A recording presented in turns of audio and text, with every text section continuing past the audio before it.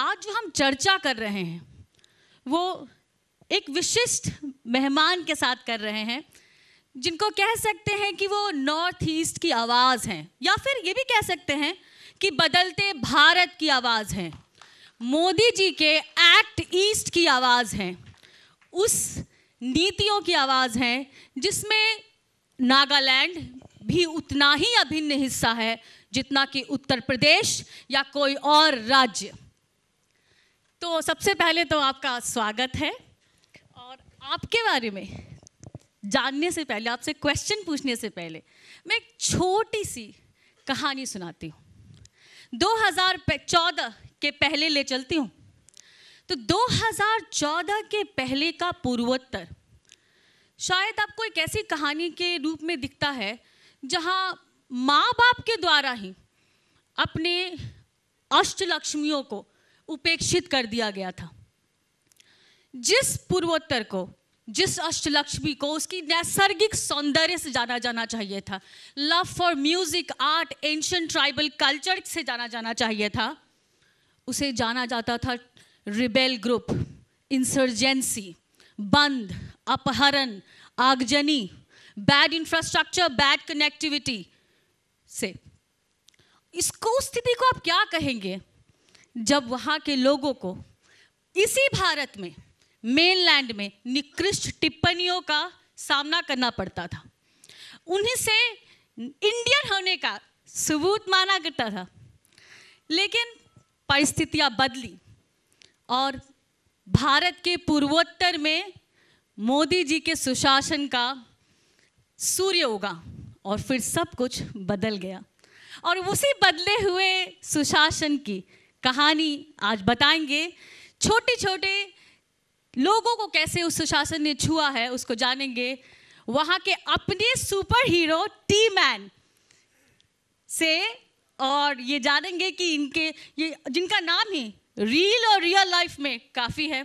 मैं कोई अगर इनका ज़्यादा वक्तव्य इनकी परिचय करूं तो शायद लगेगा कि मोदी जी के डिजिटल इंडिया में मैं कांग्रेस के डायल अप के ज़माने में जी रही हूं। तो अगर आप इनको नहीं जानते, you are living under stone. So एक तालियों की गगरा से for a big round of applause for Imna Along जी।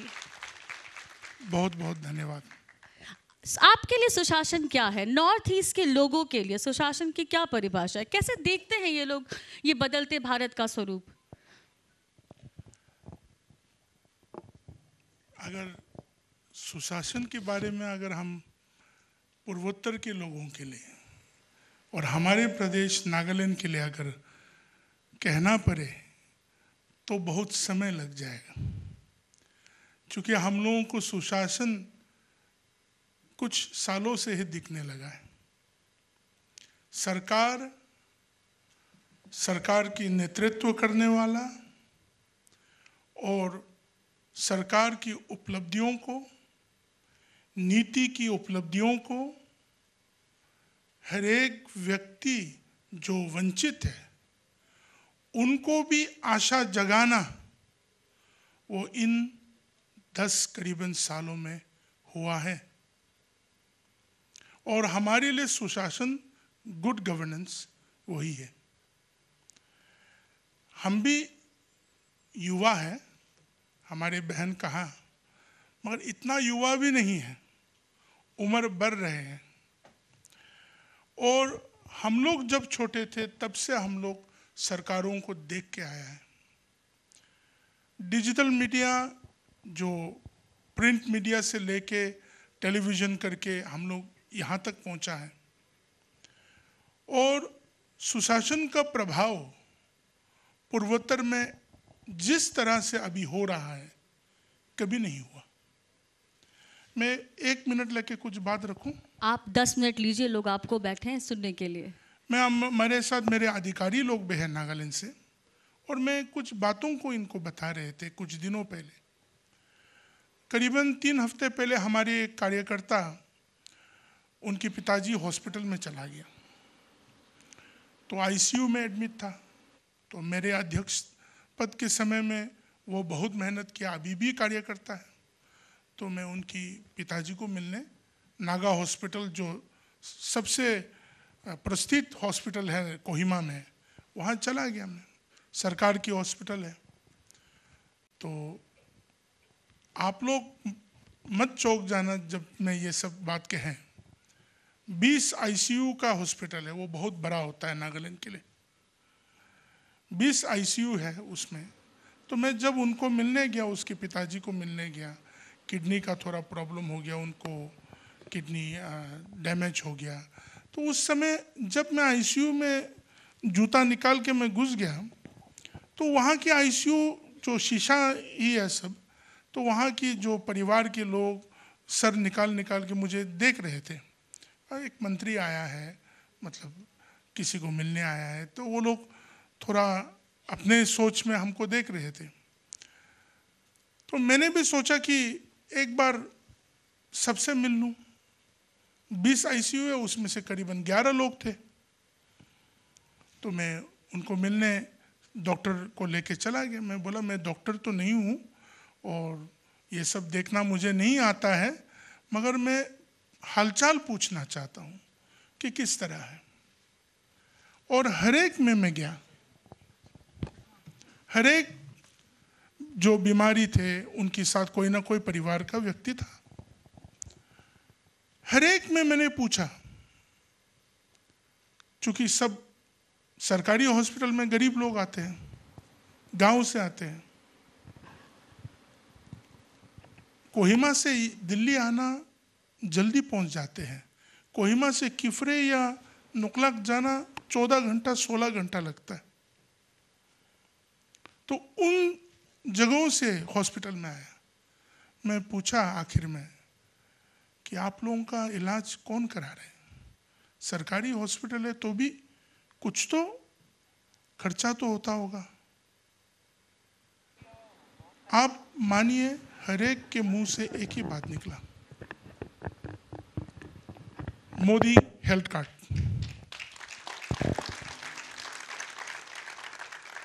उनको आयुष्मान कहना नहीं आता है, तो मोदी का हेल्थ कार्ड।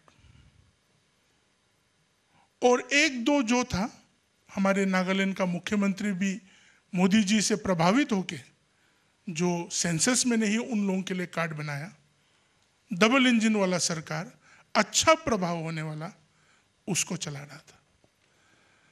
तो आप समझ सकते हैं सुशासन क्या होता है एक गरीब के लिए। चूंकि हम लोग आज दिल्ली में बैठे हुए हैं, दिल्ली में सब कुछ दिखता है और नहीं भी दिखता है, मगर हमारे यहाँ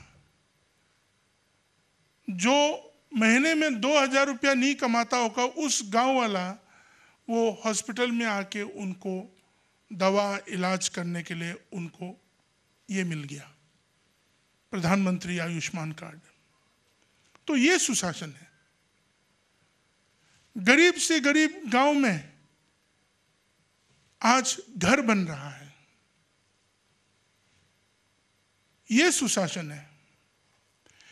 जब नीति बनते हैं और सिर्फ ऊपर में चलते हैं, वो सुशासन नहीं है।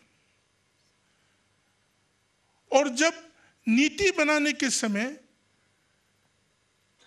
उन लोगों को भी नीति के अंदर में लाते हैं जो दिल्ली का नीति से बाहर हो, वो मोदी जी का सुशासन चला रहा है। बहुत बार दिल्ली आके हम लोग बातचीत करते मंत्रालय में, क्राइटेरिया से नहीं पहुंचते हैं, क्योंकि वहां एक ब्लॉक में 5000, 6000, 8000 का आबादी है। यहाँ क्राइटेरिया में 50,000 कम से कम आबादी होना चाहिए। वहाँ एक एक गांव है जो 30 परिवार की गांव है, वो 800-900 साल से वहाँ रह रहे, क्राइटेरिया से नहीं पहुँचते। मगर आज मोदी जी का जो गुड गवर्नेंस है, सुशासन है, उन पिछड़े हुए लोगों को भी किसी ना किसी तरीका से उन उपलब्धियों को मिल रहा है जो कभी फाइलों में भी नहीं होता था। दादा ने तो बोला सुशासन सिर्फ फाइल में था।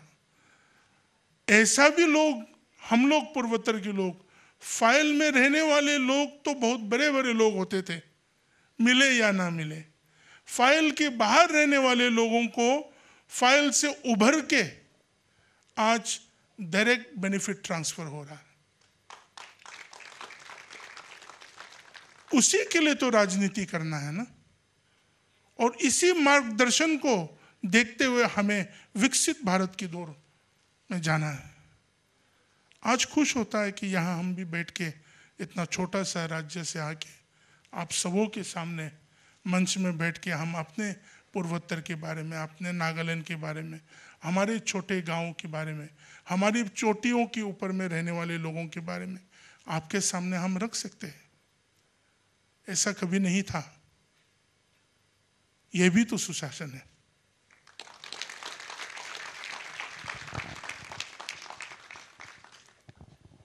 गृह मंत्रालय की एक रिपोर्ट के अनुसार वर्ष 2014 की तुलना में वर्ष 2020 में विद्रोह की घटनाओं में 75% की कमी आई। सुरक्षा बलों के मृत्यु दर में 60% और नागरिकों की मृत्यु में 79% की कमी आई। राज्यों की सुरक्षा की स्थिति में सुधार हुआ और शांति के स्थापना के लिए नेवर डन बिफोर प्रयास किए गए।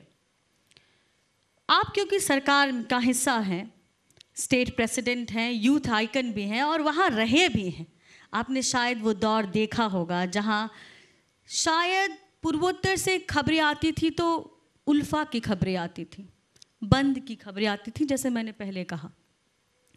आज का पूर्वोत्तर 2014 के पहले के पूर्वोत्तर से कैसे अलग है और पूर्वोत्तर का जो जनमानस है, आम जनता उसको कैसे महसूस करती है, उसके बारे में बताइए। इसका एक अलग से तरीका से मैं इसके अनुवाद बोलता हूं। 2014 से पहले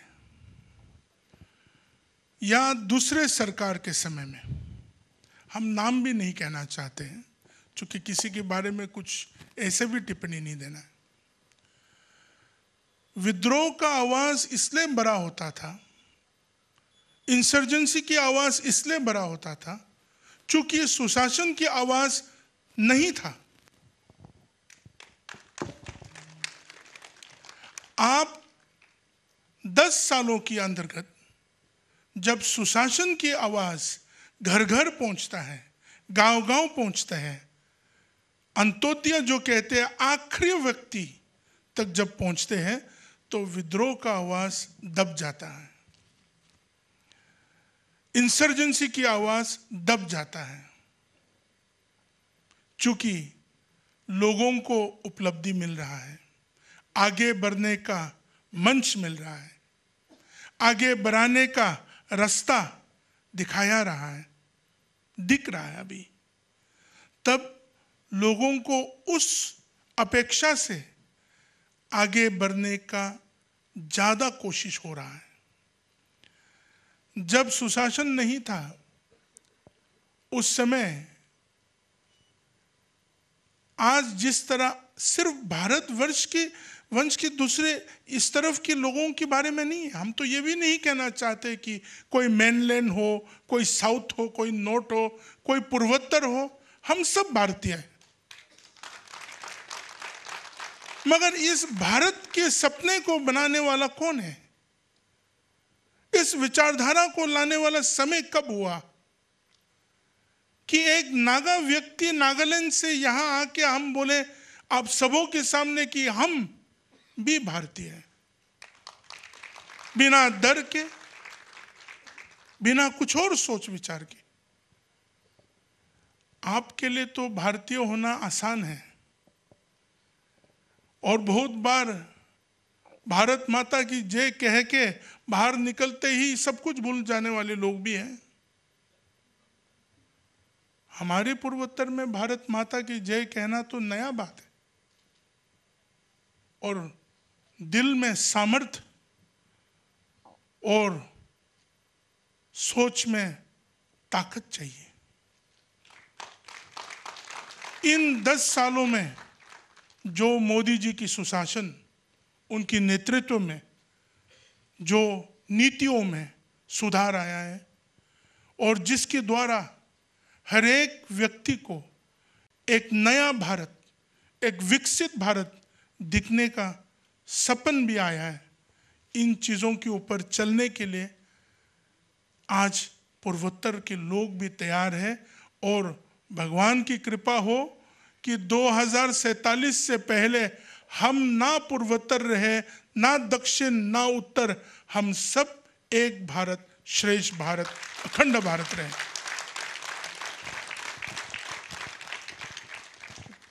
very good, this is India. आपने मुझसे पूछा आप कहाँ से हैं, मैंने क्या बोला? कोना से आ रहा हूँ ना, तो थोड़ा समय लगता है। अच्छा। मैंने इनसे कहा मैं भारतीय हूँ।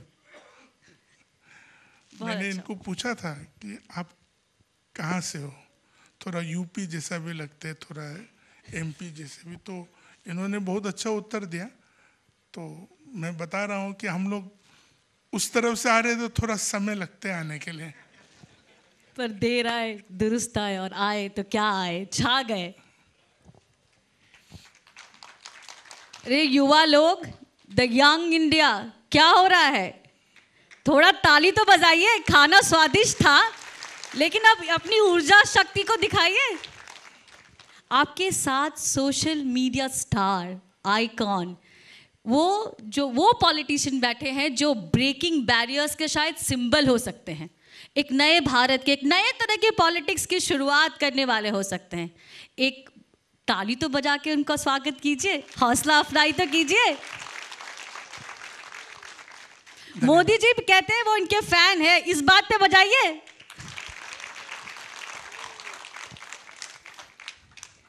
इस देश में हर नेता और हर नागरिक की एक मोदी स्टोरी है। किसी को घर मिला है तो किसी को जल मिला है, किसी को सम्मान मिला है तो किसी को पहली बार बैंक अकाउंट मिला है, किसी स्त्री को चूल्हा चौखट से, धुएं से मुक्ति मिली, तो एक बड़े मेजॉरिटी को शायद पहली बार आवाज़ मिली। वो आवाज़ जो कहीं दबी हुई थी, उसको मोदी जी ने दिया। मैं आपसे जानना चाहती हूँ कि आपकी मोदी स्टोरी क्या है? इतना लंबा पॉज, सोचना पड़ते हैं।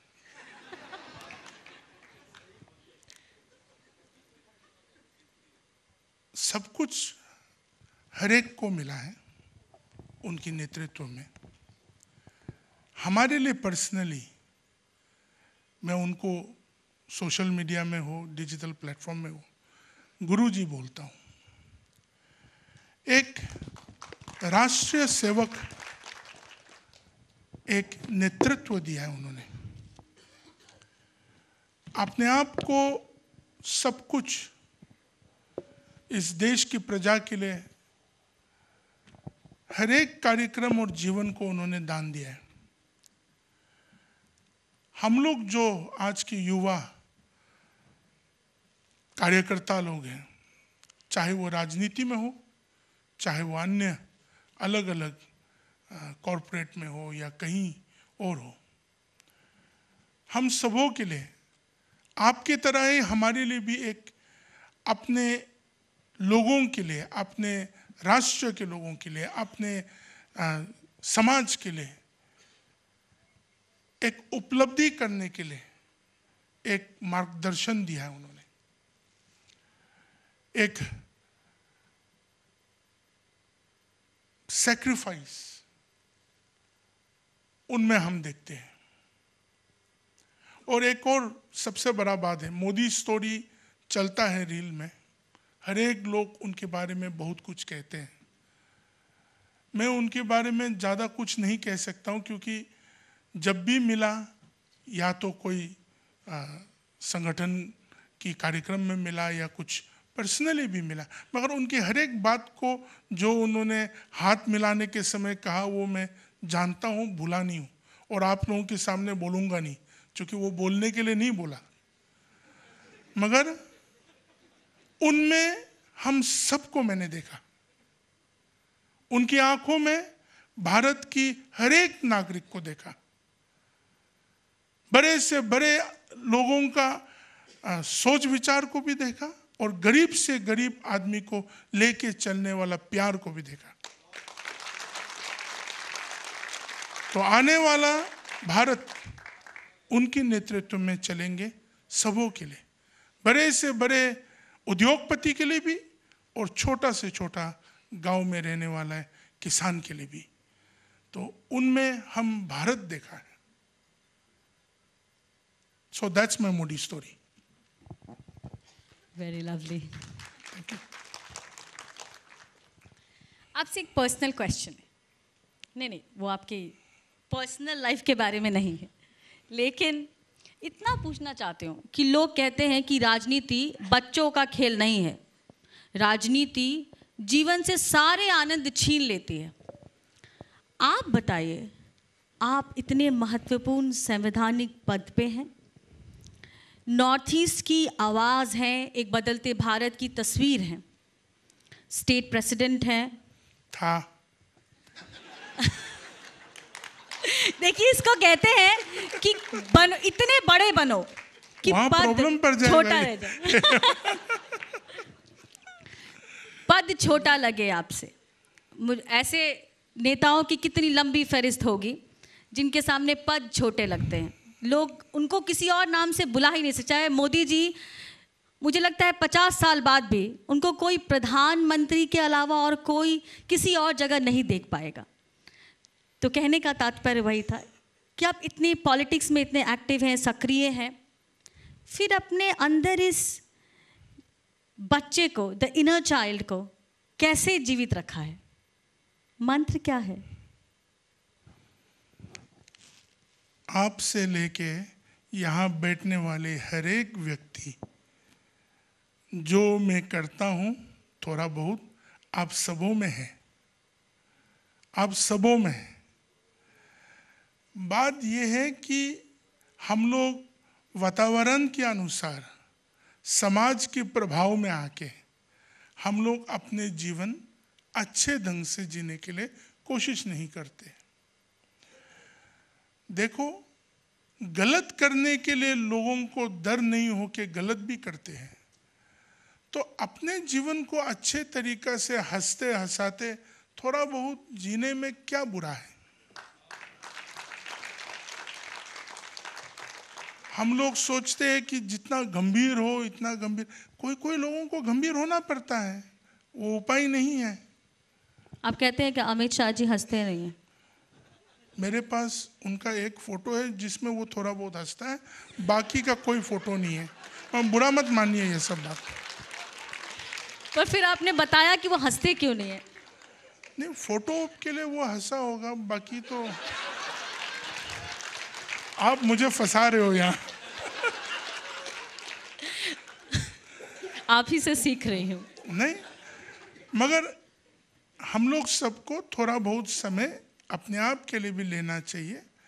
अपने मन में खराब नहीं है तो जैसे हो, आप अच्छे समय भी थोड़ा बहुत ले लेने से कोई बुरा नहीं है। और वो जो डांस आप करते हैं, जिसकी एक फोटो भी वायरल हो गई थी, आप अपना इस्कॉन का जो हरे कृष्णा जी को पूछिए, वो लोग डांस नहीं करते हैं क्या? बिल्कुल पूछिए, तब सजा उनको भी मिलना चाहिए। नहीं, मैं तो युवाओं की आवाज बन रही हूँ। एक नए पॉलिटिक्स, एक नए राजनीति का आगाज जो आपने किया है, शायद वो दूसरों को भी प्रेरित करे। युवा नेता या युवा जो राजनीति में जो है वो डांस नहीं करेगा, ऐसा थोड़ी लिखा हुआ है। जगह कहाँ करना चाहिए वो थोड़ा मालूम होना चाहिए। और वो जो कोरियन शो आप हर रात देखते हैं डी स्ट्रेस के लिए, देखो ये सब चलते रहना चाहिए। नहीं, क्योंकि अमूमन नेता बताते नहीं हैं अपनी पर्सनल चॉइसेस को, उनके वो कौन से शोज पसंद करते हैं, कौन सा अभिनेता अभिनेत्री उनको पसंद है, वो कभी आता नहीं है। तो आप इससे एक इतर राजनीति, जैसे मैंने कहा ब्रेकिंग बैरियर्स वाली राजनीति, शायद जब भारत में सबसे ज़्यादा जो वोटर होगा, आप जब शायद मुख्यमंत्री बनेंगे, तो जो युवा वोटर होगा उसके लिए एक नई तरह की राजनीति, एक नए तरह की नेता की छवि आप गढ़ रहे हैं। नहीं, ये ऐसा है, मैं डिजिटल प्लेटफॉर्म हो, सोशल मीडिया में हो, ये कोई क्यूरेटेड नहीं है। पहले तो मैं बाय डिफ़ॉल्ट हूँ, तो बाय डिफ़ॉल्ट आ गया, बाय डिफ़ॉल्ट।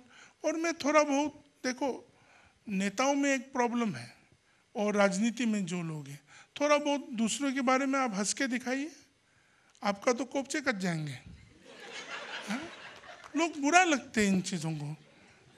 तो हम लोग सब भी अपना अपना चाल चलन है, हम में भी बहुत, मतलब लोग देखते हैं तो कुछ ना कुछ रूप में मुझे देखते हैं या कुछ, ये सब बात। जैसे कि मेरे घर के अंदर में कोई लोग रहते थे और एक लड़का था जो मेरा बहुत नकल करता था, और जब मैं नहीं रहते तब वो नकल करता था, तो मैं फटाफट उसको पुलिस में भर्ती कर दिया और भेज दिया। मतलब हम लोग सब में कुछ ना कुछ बातें हैं, तो उन चीज़ों को अगर हम लोग खुद पॉजिटिवली ले लें, कोई बुरा नहीं है। थोड़ा बहुत एडवेंचरस हो जाता हूँ, जैसे मैं इस बार मच्छी पकड़ने के लिए वो तालाब में घुस गया और मैं फंस गया था। वो पानी में नहीं, वो जो वहाँ का मिट्टी है गिल्ला, तो मेरा पैर नहीं पकड़ पा रहा था और जितना हिल रहा था इतना घुस रहा था। तो आप सोचिए मेरा हाल क्या और मच्छी का हाल क्या हो। तो उस तरह का जो हुआ है, जानबूझ के तो ऐसा नहीं कि मुझे कूदना है और फंसना है, मगर मेरे दोस्त लोग जो था वहाँ मुझे बचाने को बाद में आया, वीडियो लेने में पहले पहुँच गया। हा? और मैं कल रात को काफ़ी सोच रहा था इस चीज़ को चलाऊं या ना चलाऊं, लोग क्या सोचे, लोग मुझे सीरियस ही ना ले जिंदगी में। और मगर ऐसा बात नहीं, वो बहुत सीरियस बात था मेरे लिए। पर आपने अपने आप को जेसीबी कह दिया। नहीं, वो कुछ बातें अच्छा से पढ़िए जो लिखा है। जेसीबी का टेस्टिंग चल रहा है। जेसीबी एक मजबूत, में कोई फंड नहीं मिला जेसीबी से। जेसीबी एक मजबूत हेवी मशीनरी है। तो हम लोग जो गाड़ी खरीदते हैं, सिर्फ शक्ल और सूरत नहीं, मगर थोड़ा बहुत उसका जो मजबूती है उसको भी देखिए। मैं भी वहाँ से निकला, उसी तरह निकल सकना चाहिए। मगर चलो सुशासन के बारे में बात करो अभी बिल्कुल। तो अगला जो सवाल है, जो मेरी क्यूरियोसिटी है, वो होगी इंटरनेट के बारे में, आज के डिजिटल इंडिया के बारे में। जो प्रधानमंत्री मोदी जी का विजन है डिजिटल इंडिया, जहाँ पे शायद देश के हर एक कोने में इंटरनेट पहुँचा है। नेल्सन की एक रिपोर्ट है, और ये सीरियस रिपोर्ट है, कि जितना आप शहर वाले ये सोचते हैं कि आपके पास 5G है और नेटफ्लिक्स है और प्राइम है और पता नहीं क्या क्या है, तो आप ज़्यादा इंटरनेट चलाते हैं, लेकिन ये सच नहीं है। आपसे ज़्यादा इंटरनेट गांव वाले चला रहे हैं, और इसीलिए आपसे ज़्यादा वो राजनीति में भी सक्रिय हैं। उनको सारी योजनाओं की भी परख है और उनको ये भी पता है कि किसको नेता चुनना है, और वो अपने घरों से निकलते भी हैं, वोट करते भी हैं। इसीलिए किसी भी राजनेता को देख लीजिएगा, उसकी पहली योजना गांव के लोगों के लिए होती है। तो ऐसे में नागालैंड, जो कि आप कहते हैं कि गांव का प्रदेश है, अलग अलग ट्राइब्स हैं, वहाँ पे इंटरनेट ने किस तरह का ई गवर्नेंस मॉडल प्रस्तुत किया, या यूँ कह लीजिए कि मोदी जी के vision of India, integrated India के मॉडल को जोड़ा गांव-गांव से। डिजिटल भारत जो आज है, उसका पूरा उपलब्धि नागालैंड जैसे प्रदेश में भी आज लोगों को मिल रहा है। हमारी बहन ने सही बात बोला, क्योंकि आज सरकार का फाइल खोलने से पहले उस स्कीम के बारे में, उस कार्यक्रम के बारे में गांव के लोगों को मालूम हो जाता है। गांव में सिर्फ अनपढ़ लोग नहीं रहते हैं, आजकल पढ़ा लिखा लोग भी गांव में रहते हैं, और बहुत सारे लोग शहरी नहीं गांव में बसते हैं आजकल, क्योंकि वहाँ की उपलब्धियाँ अलग तरीका से उभर रहे हैं। नए भारत में जो आज, और हमारी तरफ तो सब सब्जियां जो है ऑर्गेनिक है, खाद इस्तेमाल नहीं होता है, उसका वैल्यू है, और जो भी फ्रूट्स है जो अलग अलग किस्म की, वो वहाँ होता है, ऑर्गेनिक वेजिटेबल्स होते हैं।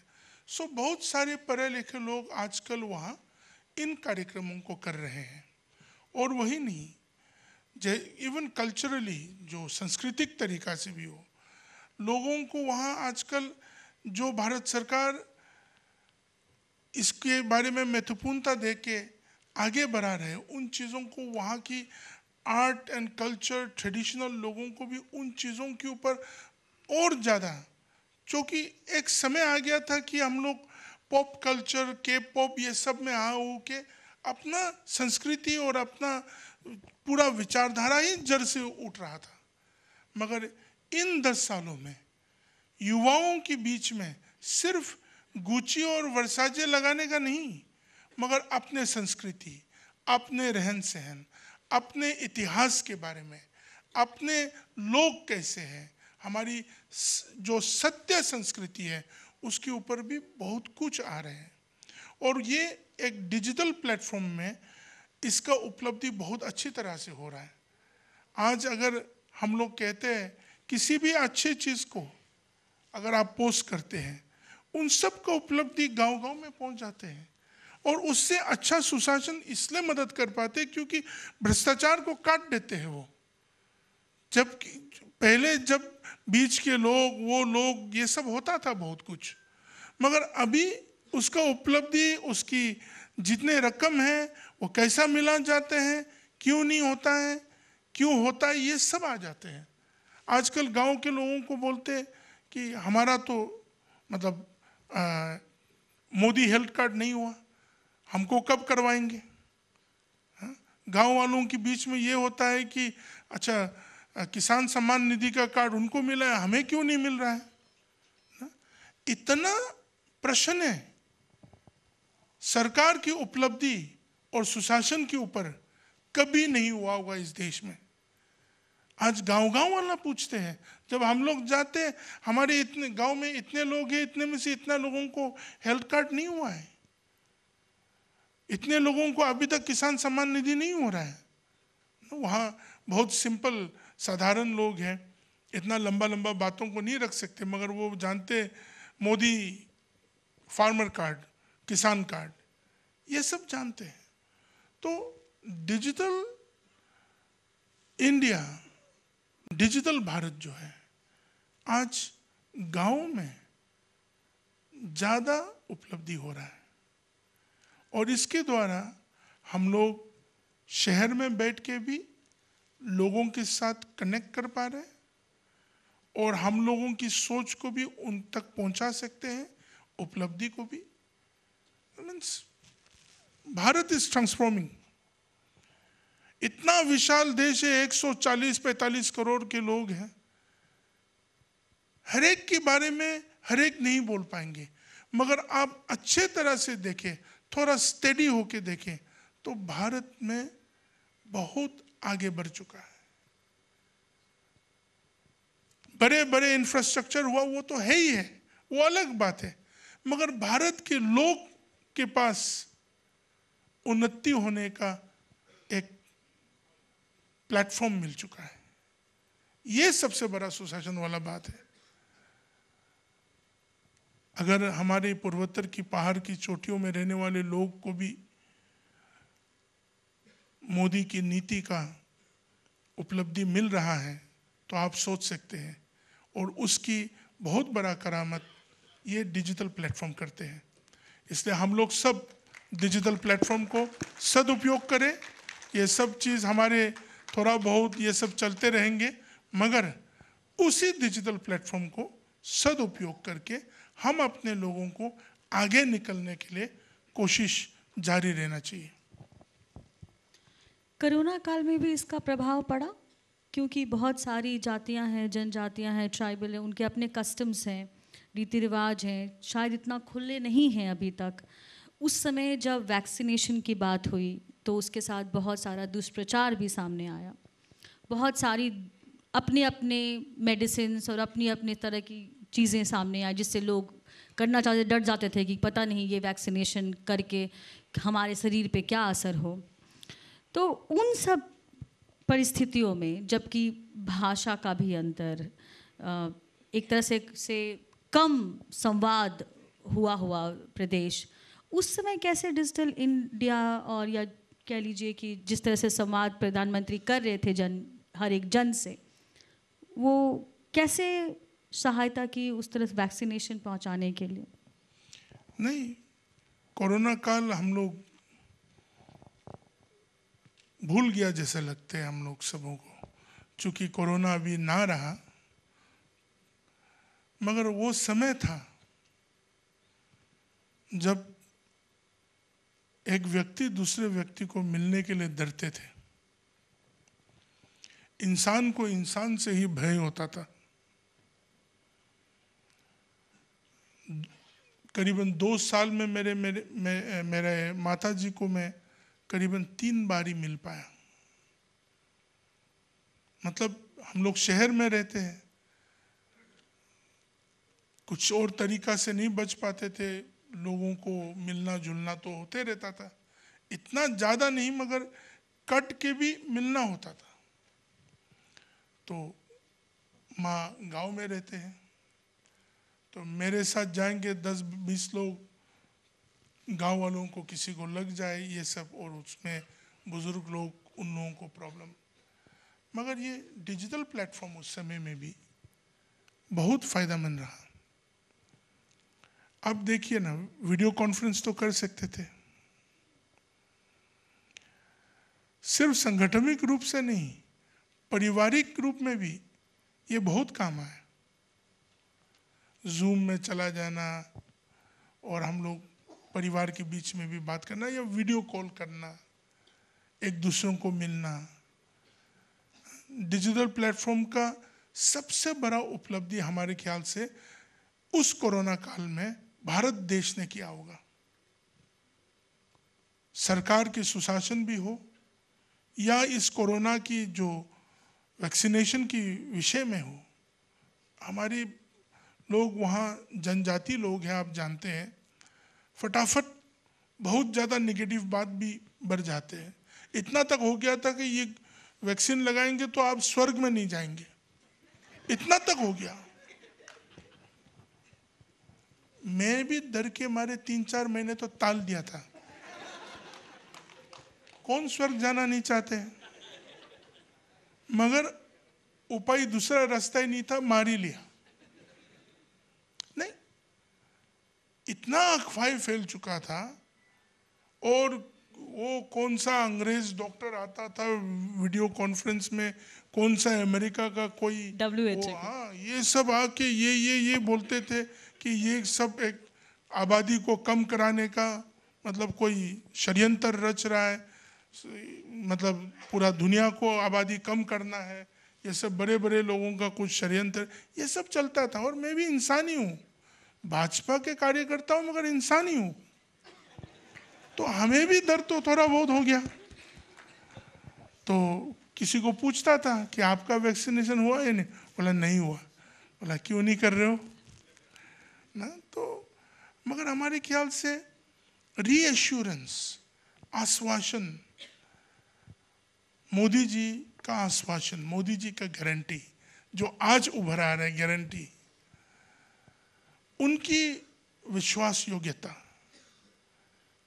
इतना दूर में बैठ के भी हम सबों के लिए वैक्सीन निकाला इसी देश से, दूसरों को दिया, वो तो हम सब सनातन लोगों की आदत है। वो जो सच्चा सनातनी है वो सबको लेके चलते हैं, विश्व को लेके चलते हैं।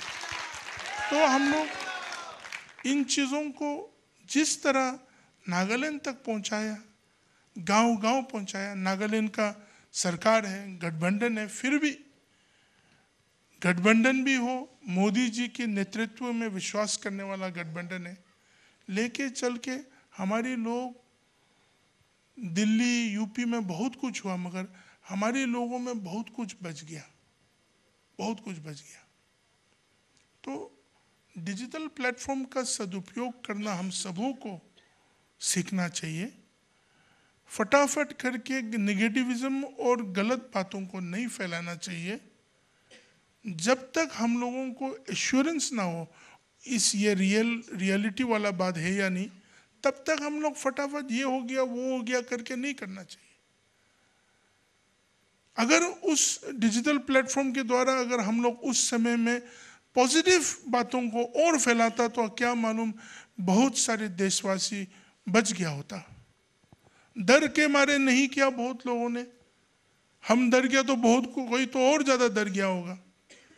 तो इस तरह की बातें हैं, तो ज़्यादा कुछ और बोलना नहीं है उस विषय में। अच्छा काम नहीं करते। आपने मोदी की गारंटियों की बात की। प्रधानमंत्री की गारंटियों का आज मतलब हो गया है डिलीवरी।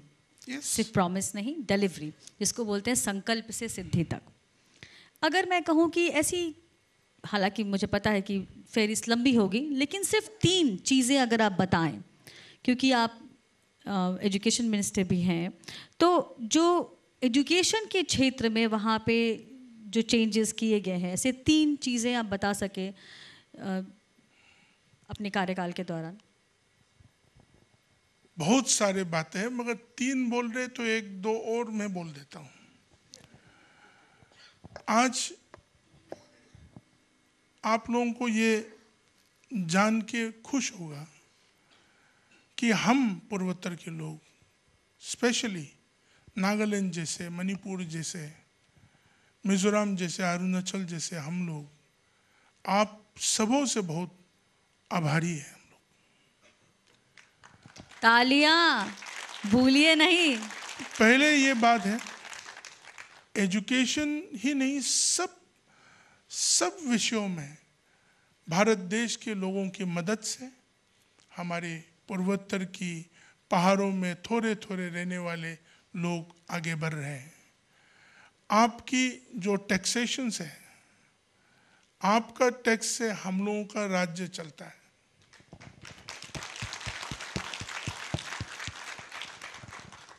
हमारे राज्य का अगर मैं ये पढ़ रहा था, अगर 10 रुपया अगर कंट्रीब्यूशन है तो मुझे मिलता है करीबन 2600 रुपया। इससे बड़ा इन्वेस्टमेंट कौन करेगा? मोदी सरकार के समय में पूर्वोत्तर का ऊपर ध्यान सिर्फ लुक ईस्ट नहीं, एक्ट ईस्ट हो रहा है। 10 गुना ज़्यादा उपलब्धि मिल रहा है, 10 गुना ज़्यादा फंडिंग बढ़ रहा है, मगर वो गलत चीज़ों में नहीं। वहाँ का इंफ्रास्ट्रक्चर ऐसा डेवलप हो रहा है जबकि कभी भी ना हुआ हो। जैसे मैं उच्च शिक्षा की दायित्व मेरे ऊपर है। आज हमारे नागालैंड की हर एक जिला में सरकारी कॉलेज, वो भी अच्छा सरकारी कॉलेज उभर के आ रहे हैं।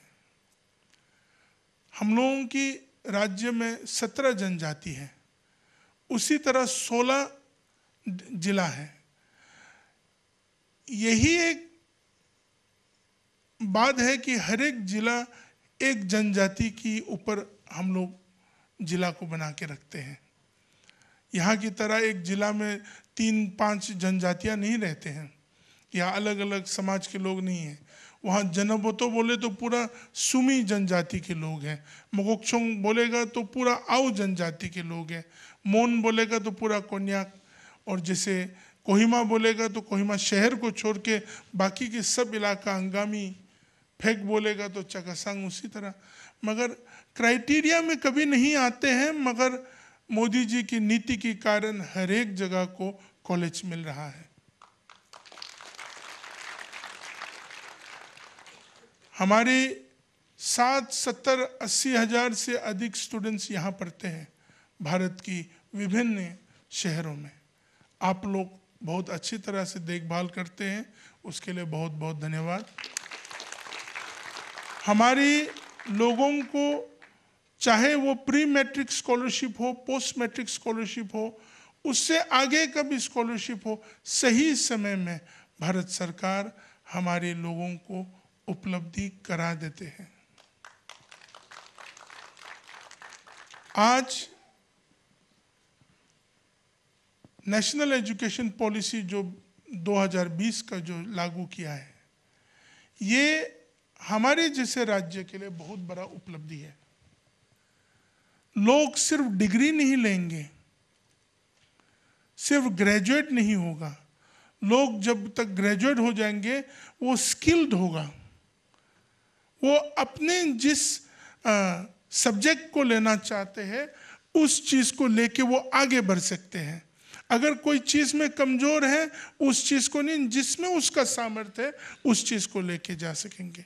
और नागालैंड जैसे राज्य में चाहे म्यूज़िक और आर्ट्स हम लोगों के लिए बहुत बड़ा उपलब्धि है। हैंडीक्राफ्ट्स हो, स्किल्ड वर्क्स में, उन चीज़ों में हमारे लोगों को उपलब्धि मिल जाएंगे। चूँकि 1947 में भारत देश का आज़ादी हुआ, हम लोग तो अभी ही उस आज़ादी का उपलब्धि को ले रहे हैं। चूँकि उससे थोड़ा पहले 15-20 साल पहले तक पूर्वोत्तर में कोई आना नहीं चाहते थे, सिर्फ सेना आते थे। वो भी सैनिक को भेजता है तो हमने सुना है कि पनिशमेंट पोस्टिंग के लिए भेजते हुए जैसा। लोग नहीं आते थे, मजबूरन से कोई रहते थे या कोई आते थे। आज के दिन पूर्वोत्तर अष्टलक्ष्मी की तरफ में पूरा दरवाजा खुला हुआ है और आज हम सब आपके तरफ भी आके एक साथ चलने का सांस ले लेते हैं। सो उपलब्धि बहुत है। अपनी एजुकेशन पॉलिसी की बात की, मुझे लगता है कि आज़ादी के बाद अगर छलावों की लिस्ट बनाई जाए तो सबसे बड़ा छलावा ये था कि पूरे भारत से उनके नायकों को छीन लिया गया। हमें अपने रियल हीरोज़ का पता ही नहीं। एक आर्टिफिशियल सा सिस्टम बना जिसमें आर्टिफिशियल से हीरोज़ बने। नॉर्थ ईस्ट में भी अहोम, जिनको शायद इतिहास के पन्नों से गायब कर दिया गया। तो क्या एजुकेशन पॉलिसी उस डायरेक्शन में भी काम कर रही है? जरूर, उस डायरेक्शन में बहुत अच्छी तरह से काम कर रहे हैं।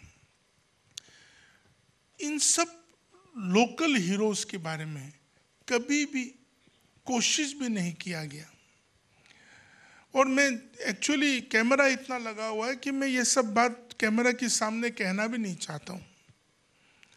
हम लोग नागालैंड में लोकल हीरोज़ ढूंढने के लिए कोशिश कर रहे हैं अभी, चूँकि अंग्रेज ने अपने पूरे इतिहास को उलट पुलट करके रख दिया। ऐसे भी जनजातीय लोग पहाड़ में रहते हैं, गांवों में रहते हैं और अलग अलग सोच विचार के साथ, रीति रिवाज के साथ रह के आया। और आज कोई भी ऐतिहासिक कागज में उन्होंने हमारे लोगों की अच्छे बारे में, अच्छे लोगों की, जो ऐतिहासिक लोगों के बारे में उन्होंने एक भी नाम नहीं छोड़ा। कम से कम असम में 1-2 मिल गया, ढूंढना पड़ेगा नागालैंड में, अरुणाचल में, मिजोरम में। ये बहुत गंभीर बात है। हमें कभी कभार मतलब मन में ये सोचते हैं कि कौन सा समय में हम लोग रह के आया और आज इतना देर से ही क्यों ये समय हमें देखने को मिल रहा है। सब बातें मीडिया के सामने बोलने में अच्छा नहीं है, क्योंकि अच्छे को भी बुरा हो जाते हो, बुरा को भी अच्छा हो जाता है। मगर आज़ादी का 60-70 साल हम लोग कैसा था, और अभी इन 9-10 सालों में हम लोग इन उपलब्धियों को मिल रहा है। बहुत बार वो जो स्टीरियोटाइप जो थे है अभी भी गांव में भी वो प्रधान होता है, चाहे वो ग्रेजुएट हो या ना हो। मतलब गांव की जो नेता लोग हैं वो लोग उन समय के बारे में बोलते हैं वहाँ वो विश्वास नहीं करना चाहिए। मगर आजकल वो सब बात नहीं करते। आजकल मोदी बोलते हैं तो हाँ, गांव के लोग पार्टी के विषय में ज़्यादा जाने या ना जाने, मोदी के बारे में जरूर जानते हैं।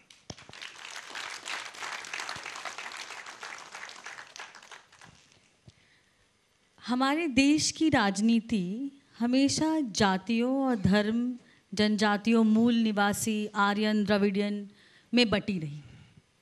ऐसे में नागालैंड की अगर स्पेसिफिकली बात करूं, जो कि एक क्रिश्चियन मेजॉरिटी जगह है, वहाँ पे बहुत सारे लोगों का मानना था, बहुत सारे राजनीतिक पंडित थे जो मानते थे कि बीजेपी शायद अपनी पैठ नहीं बना पाए। लेकिन आप कहते हैं कि प्रधानमंत्री का चेहरा था जिसको नागालैंड के लोगों ने विश्वास किया, जिसके ऊपर, उसके बारे में थोड़ा बताइए। जो इंडिजिनस जनजाति है, हम लोग, मैं हमेशा कहता हूँ कि हम लोग जो अंग्रेज ने नाम दिया ट्राइबल, ये बहुत छोटा शब्दों में बहुत कमज़ोर शब्द है। आजकल तो कोई ना कोई ट्राइबल बनना चाहते हैं, वो अलग बात है, मगर ये शब्द ट्राइबल जो है वो अंग्रेज ने उनकी लैंग्वेज में, इंग्लिश में बहुत छोटा करके रख दिया। हम लोग इंडिजिनस लोग हैं। हमारी संस्कृति, हमारी ज़मीन, हमारी पानी, हमारी हवा, हमारी सोच विचार, हमारी पूजा की पद्धति, सब तरीका उन नंगे समय में भी हमें सुशासन करके हमें जिंदा रखा। उसको अंग्रेज ने ब्रैकेट कर दिया। और जब भाजपा के विषय में हम कहते हैं तो बहन ने सही बात बोला, भाजपा बोलो तो एक आइडियोलॉजिकल पार्टी की तरह मानते हैं। और यहाँ अन्य पार्टी के लोग भी रहे तो मैं सीधा बोलना चाहता हूँ, धर्म का पॉलिटिक्स आप लोग खेलते, भाजपा नहीं खेलते। ये रियलिटी है। चूंकि भाजपा सनातन को मानते हैं, अपना संस्कृति की पूरा वजूद को लेके आगे चल रहा है। आज नागालैंड में हम लोग पूजा की पद्धति बदला है, मगर हमारी रीति रिवाज, हमारी संस्कृति तो सनातन है। तो उसमें ये बात होता है कि जब मोदी जी की सुशासन घर घर में पहुंचता है, जब मोदी जी की सुशासन की नीति गांव वालों को महसूस होता है, गरीब को महसूस होता है, एजुकेटेड अनएम्प्लॉयड को महसूस होता है, और उसका उपलब्धि करने का जब उसको प्लेटफॉर्म मिलता है, तब मोदी का चेहरा कैसा भूलेगा। और यही मैसेज लेके हम लोग चलते हैं, Bhajpa Modi, Modi Bhajpa is for all. जब चावल मुफ्त में देते हैं, उस कोरोना काल के समय से आज तक वो पार्टी का शक्ल नहीं देखा।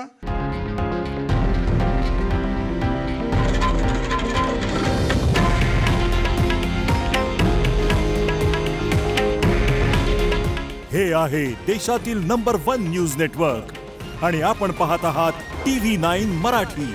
काळजी तुमची, हित महाराष्ट्राचं।